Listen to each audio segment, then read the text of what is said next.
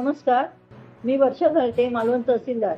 लोकनिर्धार चॅनलतर्फे सर्वांना एक आवाहन करते आहे की 2 दिवसापासून सिंधुदुर्ग जिल्ह्यामध्ये तसंच आपल्या मालवण तालुक्यामध्ये मोठ्या प्रमाणात पाऊस चालू आहे.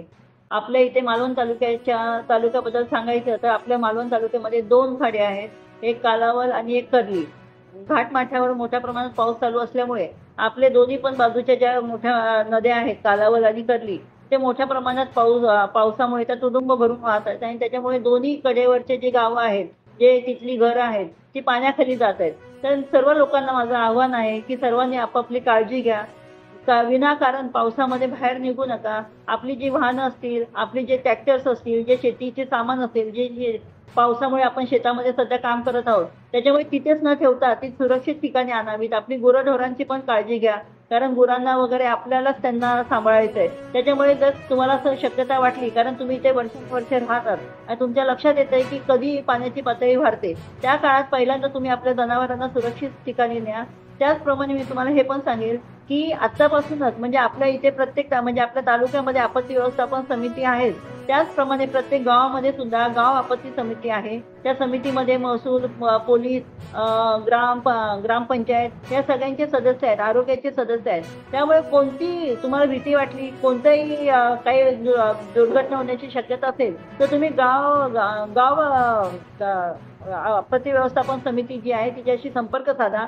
आमच्या आपत्ती व्यवस्थापन समितीचा जो कंट्रोल रूमचा नंबर आहे तो सगळीकडे आम्ही पब्लिश केलेला आहे.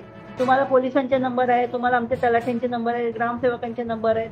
प्रत्येकाला कॉल करून कोणती दुर्घटनेत तुम्ही अडकला असाल तर लगेच तिथे आम्हाला कॉल करून आम्हाला बोलवा. आमची सगळी टीम तिथे प्रत्येक ठिकाणी सतर्क आहे.